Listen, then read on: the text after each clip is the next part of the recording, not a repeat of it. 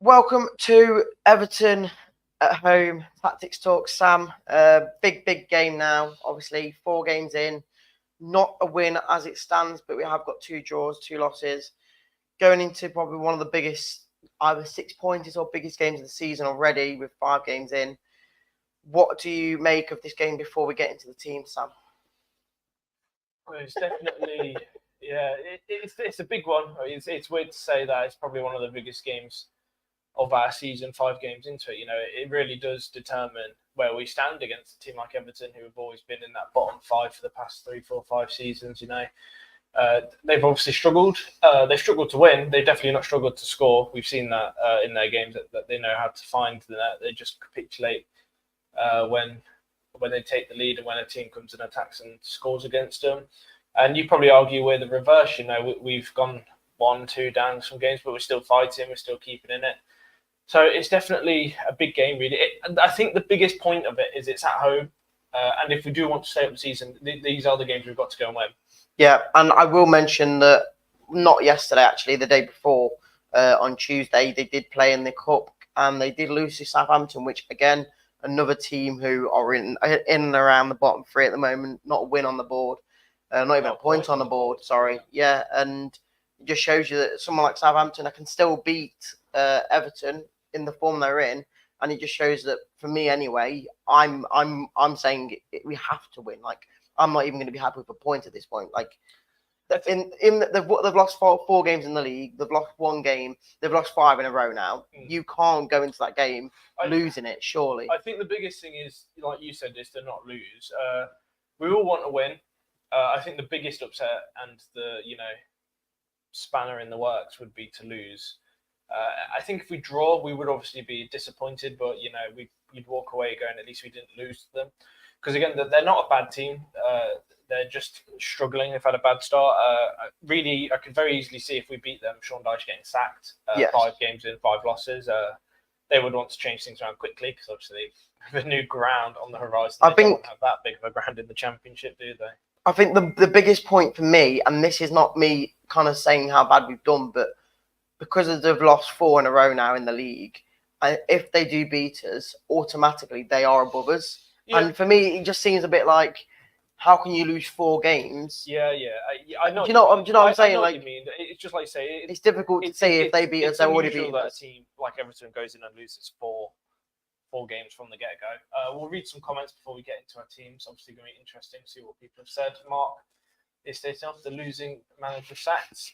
No, because I think we've had a pretty good start. You look at teams like Southampton and Everton, who have been an established Premier League team for their whole career. They've never been relegated, and they're going into a season 4 losses out of 4. It's poor from them.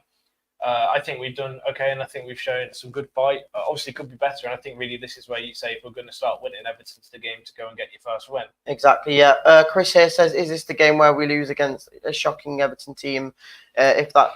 If we lose, people will be under the hammer blow. Sack has the teams must take 3 points. They're not shocking. Again, I'll reiterate, they're not shocking. They have scored 2 goals in the last 2 games. They know how to find the net, so it's definitely going to be goals galore, I imagine. They just can't defend.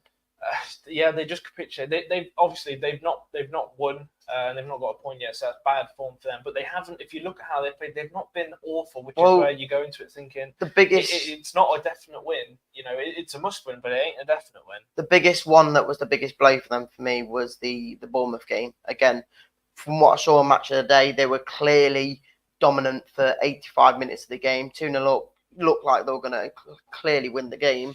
Yeah. And then it just all blew up in the last 5-10 minutes of the game. So, and that probably really goes into the second game against Villa. You can take a positive. Everton capitulated in most games so far, and we've fought back in games. So I guess that's positive. Really, we'll move on to the team. Obviously, yes. I think between us, no one knows the best team yet. Obviously, people are going to have opinions, agendas, who should and shouldn't start. And I think we're going to have 2 fairly different teams. Are we going to be picking the team we want to start or the team that we think will start? I think pick the team you want to start. Okay. We've always done it that way. I think we'd like to say this is all personal opinions. I think between everyone watching the chat, we could all nitpick and say, I prefer this one to that one. And it's all good for the debate, isn't it? But Yes. there's only one way to see who's the better player, and that's by playing some of them on the week. So, first of all, both choosing the same keeper in goal as the man down Danny here. Ward, obviously.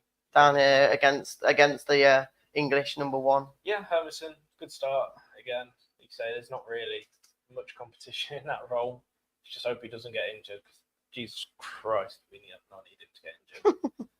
I mean, you do have Jack Storosic, yeah, that's the one. Danny Ward is, don't really think we want. At least Smithy's left. That's the main thing. Right, back four then. I'll go first, and I will pick my left back. I'm going to go Christiansen. I don't think he's really put a foot wrong in my eyes. Again, last year we're going to keep bringing it up, but top 4 team in the Serie A. Maybe not the Premier League level, but he can prove he can be consistent at a high level. For me, if we did play with Ricardo on the right, I'd maybe be a bit more 50-50 if it would be JJ or him starting. But as of now, you want to be solid. For me, he's probably our best left back we've got in the club. And then right hand side, I am going to pick Pereira because as much as JJ's not really done much wrong other than the Fulham game, if I can spell his name right, I honestly think he has to come in for this game because he is probably one of the best or the best quality player we have in this club. I'm sorry, but I think he is. What do you make of it? Yeah, I think I agree with some of the decisions. For me personally, I've not seen Christensen do anything bad, but I am taking him out of my team just to put Justin at the left back role. I think more just for that experienced, quality. Again, I'm doing it because I want to see Pereira in that team because again, he is a player that is a bit question marks as to why Cooper's not playing him. I can see reasons why he's not starting because, like I've always said, because Christiansen runs up the pitch on the left, he needs that defensively minded centre back / right back role, like Doyle played last season for Enzo.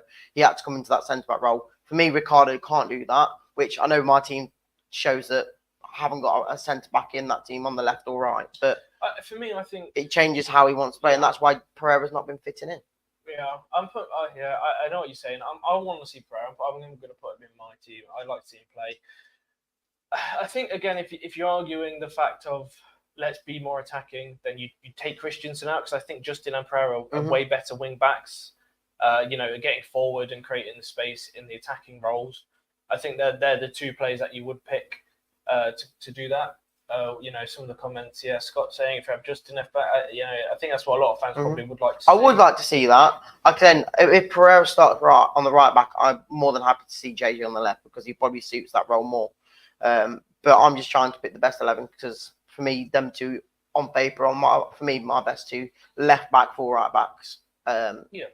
Together anyway. I get what you're saying. Like, so it could go either way. I think we both just agree that Pereira should be in the team. We'll read a few comments. Fullback, defensive trip to win. If you're talking about the Palace game, disagree. I didn't think we went defensive. I think we drew a game because Conor Cody made a tremendously bad mistake. If he didn't make the mistake, everyone would have said, well done, Cooper, for being defensive and holding on to a win to get 3 points. So, there's a left and a right side to it. This here for me, again, I'm not saying it's a bad move, but I just feel like we've been set up too defensive at times. Ben Morgan here says 9 out of 9 defensive players starting at home to Everton, the Welsh Gareth Southgate. I think his point of there's many players that for me are more defensively minded than attacking minded. Like you'd probably say AU is more, he does better on the ball and keeps hold of the ball, where he's not, for me, much of a threat. And then obviously you've got Ndidi in the attacking role, which... I think I would agree with a lot of people's comments of we do need to be more attacking, especially at home to Everton. I would agree that I think we do need to be more attacking. You'll see in the team that we select, really. So we'll carry on, because I do think that... Go on, Rudy. I'll let you put yourself... I think the best centre-back we're going to have this season is Okoli. I think the last couple of games we've seen how well he's played since he's took Vestergaard's spot. For me, I probably would like to see Vestergaard with Okoli because I think he's got more of a level head than Faze. But I think for the youth and how young they are, I think both of them are better are more able to get around the pitch with Faze as well. So I'm going to pick both of them, and I think they did a good partnership the last game against Palace. Palace. Yeah, I agree. Okoli and Fies both going to my team. The only issue I have for Fies, and I think I've said it more than enough times that people Let me guess. Hot-headed. Yeah, I think his final game management in those one-on-one situations, whether he should push or not, I think a majority of the time when he gets that hot-headedness of, if he loses the ball, he's going to try and win it back, which I love to see, but I think you need to have the capability of someone who's going to be able to get it. You know what I mean? I think Fies is great at showing that he wants to win the ball back. I think he just gets a bit too hot-headed and it causes fouls, yellow cards, and plays that position. We saw it earlier on with Vestergaard and Fies. They both did it, which is why I think Vestergaard got dropped, because when you see that both those plays gets Fulham completely pushed up, and it's like, wow, both the goals just come from complete defensive errors. Scott here says Cody and Cody to start for me tomorrow. For me, and this is not because I'm not a big fan of Cody, I think after the game against I know what you're Palace, I think Cooper will be hesitant to put him in. Cooper's definitely going to have words with him about it. If he would have trusted him to come into that game. Say one player to do that mistake, that blunder tackle, Cody's probably the last player on the list to do that. So Cody knows he messed up. You saw his reaction. Again, and I think that does come from lack of game time in the past 2 years. And if you're going to play Cody in this team as maybe even a swap out substitution centre back, he's going to have to be picked a little bit more. He's going to have to be played a little bit more.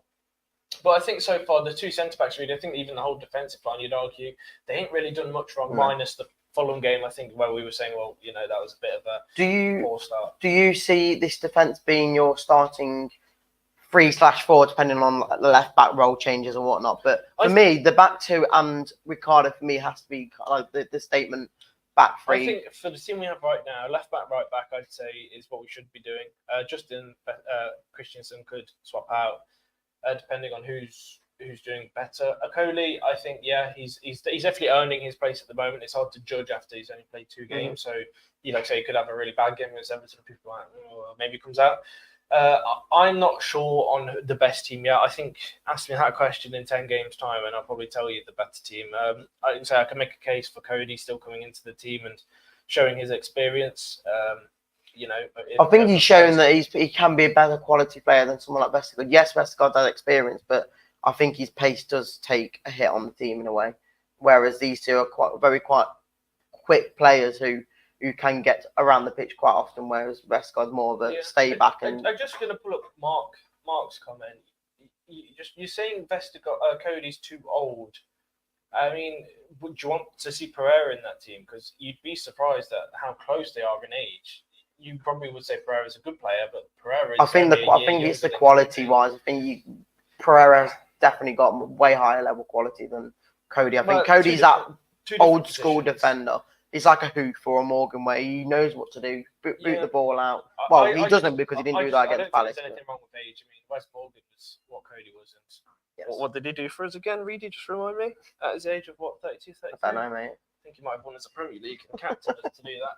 So, I don't think age really comes into play. I mean, like I say, Jamie Vardy scored more goals than Southampton have all season, and same as Ipswich. So, age is just a number when you put it like that. I don't think Cody is too old for us. I think he can do a solid job if and when he's needed. Dorco here says Eduardo Vardy. We'll be talking about that a bit later. In the show. We'll go into midfield because I think apart from the defence, which we can fairly agree on who it is. We've gone for pretty much identical back 4 and 5. We'll move on to the midfield, and this is where I think things are going to change. So I don't think either of them are put wrong in the last game or even the last couple of games that are played. For me, Winks goes back in. Some might have said that he's not been at his quality that people think he has been, but I think if you don't notice him or you don't see him doing anything wrong, for me, that's a good enough player for the Premier League, and he shows that he doesn't need to be noticed to be a good enough player. And then for me, Skip just comes straight back in. I think since we've seen him, he's just been too good for us, and for some reason he doesn't want to show up on here. There we go. But yeah, again, even Palace, I even named him probably man of the match for me. Obviously, I know indeed he did get a few assists, but just the defensive things he did in that game, like I say, he put a head into someone's foot nearly when he tried to win the ball back. So for me, he's just too good quality, and I'm going to eat my words because I thought he was a most basic player that we signed a few weeks back. Told you. There you go. Players. Yeah, I would agree. I'm umming and ahhing because Ndidi had a good game, but I don't really want to see Ndidi in the attacking mid role against Everton because I think we do need to have someone that's, more attacking minded. He had a good game against Everton, so, it's hard. And I wouldn't be upset if I saw him in the team because, it makes sense. I would agree, Winks and Skip, I would, like I said, Winks, he's not really done anything wrong, not done anything amazing. But, I think Skip's been the better player out of the two. But I think that's because Skip's more attacking minded than Winks is. I think you can see him bombing up the pitch a lot more. Can be attacking minded. I think a bit like we saw Tielemans. I don't know if just because of how we're playing that it does make him sit back a little bit more than what we'd like or what we should see from him. And Skip's got pace. Skip's Skip's been a great player so far. Like I said, he's definitely captain material for the club. Like I said, if Ardy's not on the pitch and Skip is, it wouldn't surprise me if you give Skip the captain's armband because he's a good player, and I think Winks is also a good player. I think they both just need to just step it up a little bit more. This is where we spoke about the other day really that some of these players, your new ones that have got a chance to be in the team. This is where they do need to personally step up and help the team get over the line. You need Winks to pull out some good passes and some good defensive work to get us over the line, and I think that's probably what's going a little bit unnoticed at the moment. In some of these games where there's not one player that's really stepping up for the club at the moment. Yeah, Luke here says his man of the match was Skip against Palace. For me, he was as well. I think me being at the game compared to being on the TV, you could see that the off the ball work he was doing was just incredible. And again, I'm going to eat my words because I didn't think he was anywhere near as good as I thought he was. Chris here says that can't afford to draw. I agree. I think we have. I'll tell you what we can't afford to do is lose, Chris, because that would be worse. I think if we lose against Everton, we would be in the bottom three with the results that go against us as well.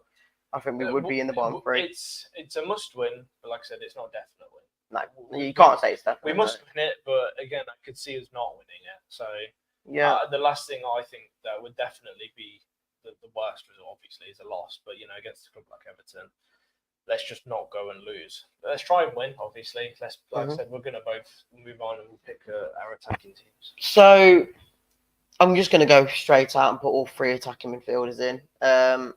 Mavididi on the left. I think since he's been in, that sub he made against Villa and nearly got the draw out of it. And playing against Palace, for me, he is an impact player. I think he needs to be on the team. I think even people call him selfish, I think for me, you need somebody who wants to take a shot on goal instead of trying to make the pass instead of shooting on goal. Left, Fatawu, I'm sorry, he might have not had the best of games coming up, but he's still probably one of my biggest threats in my eyes when he does get a good game. And then in between, I'm going to go Bilal because I think he needs to start at some point, and this is where he needs to get it. One of the worst teams you're playing against as of now, you've got to start your performances off really well. And I think if you go defensively minded from the start for me with Ndidi, then I think when is he ever going to get the chance to come in? I think this is the perfect time for him to show what he can do. Yeah, like I said, I think you can make an argument for some of these players. I think I am going to have a little bit of a different team, purely based on just the magnitude of Everton and how we need to play. Jay says they're spot on with them. Someone's agreeing with you, really. Left wing, I would agree. Mavididi thought he played well enough to earn his place again against Palace. So for me, he goes into that team, did well, got his goal. Definitely shows you the creativeness we need. But I would still argue that Ayew gets into my team. I think Fatu's been rubbish so far. And like you said, if that's a confidence thing, maybe so. For me, he had 20 minutes against Palace, and the only thing he did was go for that match of the day glory goal, which I thought was pretty bad by him. Again, it's one of those things where we shouldn't really be, when we're trying to defend the lead and he's got a 2-on-3, he's been fresh on for 10 minutes, and his decision is to shoot. I think the only halfway line, it's It's not really good enough. I get the point of it. I saw how well he did against Palace. I didn't think he was as good against Villa for me, but I can see why he gets in the team. And the plus side of having AU on the starting 11 would mean that Fatu can come on and replace him to be that attacking minded player in the last few minutes. So I don't mind that, but I think from the start, for me, we need to be more creatively minded than like I said, you can have a game of two halves. For me, if you were to play Mavididi and Fatu, I think because they both can have amazing games and they can both also simultaneously have rubbish games. So for me, if you're going to play Fatu and Mavididi, I'd give them till half time. And if they're both, not really doing anything, this is where you go into swapping it around a little bit more. Because I like I said, I like Mavididi and I like Fatu. I just think so far this season, I've definitely more so Fatu. I mean, Mavididi, I thought, again, like I said, first game he played against Palace, he did well. He came on against Villa and did well. So he deserves to be in the team. I just think in the first 3 games we've seen for Fatu, he's just not done enough. Yeah, Jay here says, I feel like me and you are starting to become good pals, really good knowledge. Well, people agree with me, so it's good to know. Dean here says also, I agree with Reedy's team. Sadly, I think people will stick with Ndidi. Sadly. Funny. I think sadly he will stick with Ndidi after his performance against Palace. I get it. Why is that a sadly thing though? Because he got 2 assists and he played well. I get it because before the Palace game, we were all asking, not all of us, but majority of people were asking for that creative midfielder that we had brought in, 2 of them, to come in and change it. But I don't agree with the fact that it's a sadly thing because he was in the team of the week for Premier League players. No, I don't get it. I don't get how that's a sadly thing that 2 assists isn't. I think it's just nitpicking. I would give him the benefit of the doubt if he did start against Everton. But if at half time, and it is only half time, if at half time he's not doing what we saw against Palace, for me, I'd switch him out. Yeah, like I say, I'm because you can't leave him on for a full 90. Whenever we play, if it's going to be Ndidi for the first 45, if he's not having a good game, then bring him off. I like I say, I'm always a fan of having competition and enough competition. Do you know what I mean? Like swapping those players. I would agree. I'm not going to start Ndidi in my team. I'm going to put Buonanotte in there. But El Khanous, I think it's too big of a game to put him in. I think for something where we definitely need 3 points, we should be picking the player that's on form. He's played, I don't know how many minutes, but he got a good goal against Villa to get us back into it, and a good assist as well in one of the earlier games. I think it was, I can't remember which one it was. Maybe it was Spurs or the one after that. I can't remember. But he's done well enough for me where he should get back into the team.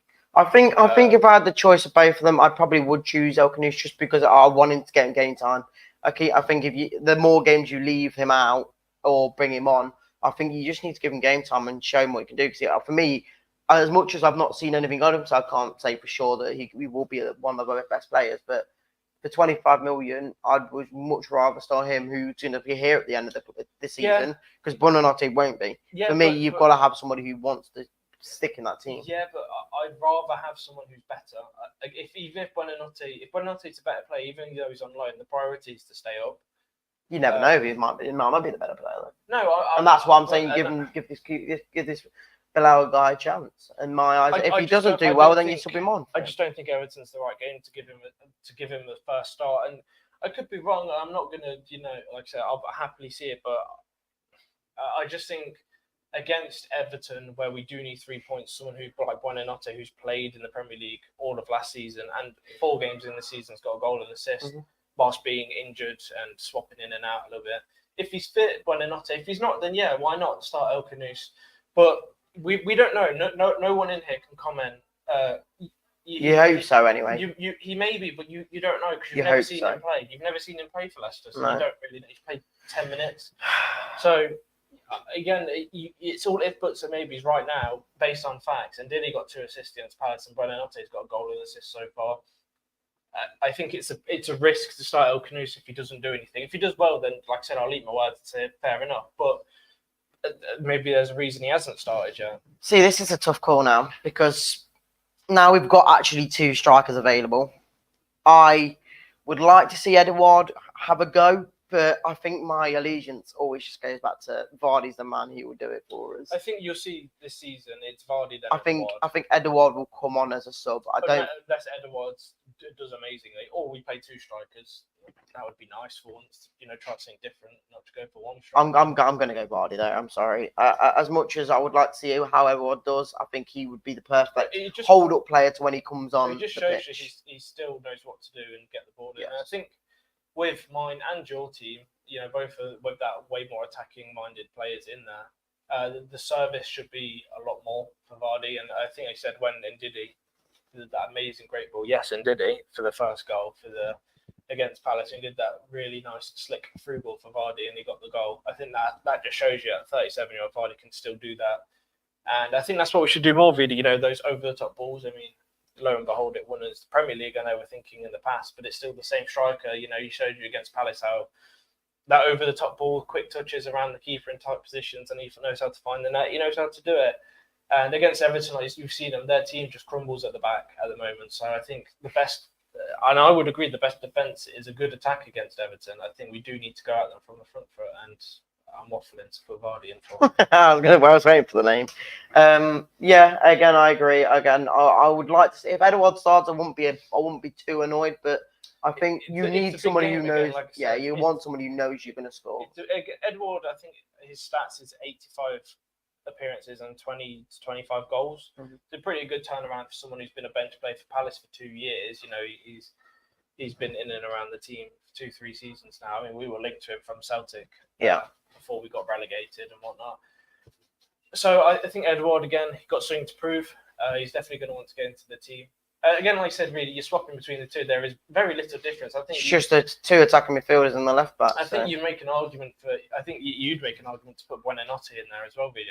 It all depends on who plays, because apparently he with a knock or a scan he had a few weeks ago. Again, there's all doubts about him, so that's why I've picked this El Canoes guy. But I just feel like he needs game time, and and this is for me the perfect opportunity with a team who isn't playing so well for him to show how he can play. And for me, I just have again an allegiance to Fatu because of how he played last year, and I don't know how, but I have a feeling that he can be more of a threat for me than AU will be, just in my eyes anyway. And then the left back's always a 50-50 for anyone. So.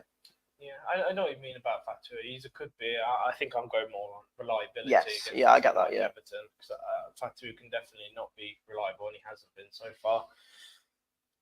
That's me. That's just why I put IU in the team.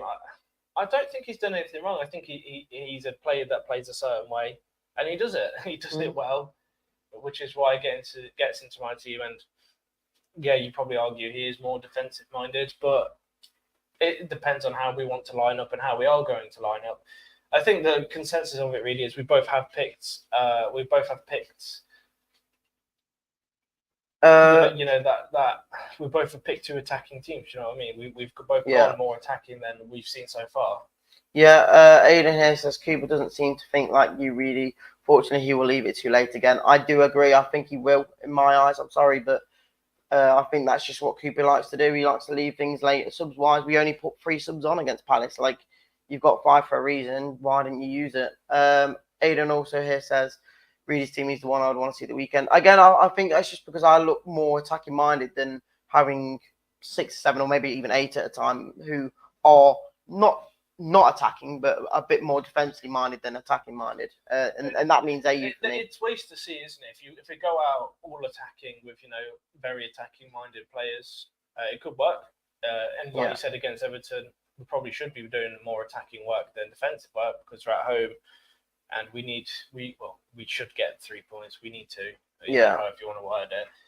Andy Medhurst here says Vardy can't play 90 minutes every week. I think Edward's come into the team to rotate with him. Yeah, I think he would. For me, if he's fit enough, he starts every game, and then if he needs to be, he will get subbed off. And then, like I say, Daka's going to come back from fitness, and like I say, I know not many of us, minus Reedy, Daka's biggest fans, but he's an option at least. And who knows? He may come good under Cooper. Yeah, last comment of the day then. Dorco here says, if we had both strikers who would you take off? Probably a defensive mid, or I'd take off a winger and play with 2 attacking mids rather than any wingers. So, go 4-2-2-2 pretty much. 4-2-2-2-2? What's that? 13 men on the pitch? No, you added an extra 2. I said 4-2-2-2. That's 11. No. 4-2-2-2. No, I'm doing it wrong. 4-2-2. 4. Oh, really? You confused me. It's 4-4-2. It's 4-4-2, not 4-2-2-2. 4-2-2-2. I said it right. 4-2-2-2. Okay. I've never heard of that formation. 4-2-2-2. Well, it's called the Sam tactic. I should be a manager. And then okay, last comment then. I feel like we're gonna win 3 or 4 now. I don't know why. I said a 4-1 FIFA formation. I don't play FIFA. I'm just talking waffle, mate. I don't right, before we go, scoreline prediction. Please. Yeah, I said it earlier. I'm going to stick by it. I think this is where we're going to win. I think we're going to do well. 4-1 to Leicester. I think this is where we need to pick up the wins, and I hope the players know that this is the big game. This is the game to go and get it. So I'm going to say 4-1 because I think that's what we need really. I think we need a good solid win. To, the confidence has got to be peaking and getting better. I think at 4-1 would definitely shoot us right up there, especially against a team that's going to be competing. Goal scorers. Fancy a Vardy hat trick, Vardy against Everton. Mr. Jamie Vardy against Everton. Yeah, of course I do. Come on, you can't imagine that Jamie Vardy, 37-year-old, tearing up against a £400 million Everton team. Yeah, that would be classic. Do you know what? My head says a draw. My heart says 3-1 to Leicester. And I think the one to score a brace is my man Fatawu. Yeah. I think it'll probably be indeed, knowing it. If Fatawu knows that he can shoot from anywhere over the halfway line this time. Yeah. Doesn't always be before. There you go. Right, appreciate you coming in, guys. As always, we'll be doing this live again Thursday next week ahead of the Arsenal fixture. So get your views in, get your comments in for that as well. And hopefully join Jamie on his channel for the aftermath of the Everton game, and also Phil's show to, I'm guessing, preview a bit more on the Arsenal game and after, hopefully, a win against Everton. Yeah, let's hope so. Let's hope so. Appreciate you all coming in, guys, and we'll catch you on the next show. See you in a bit, guys.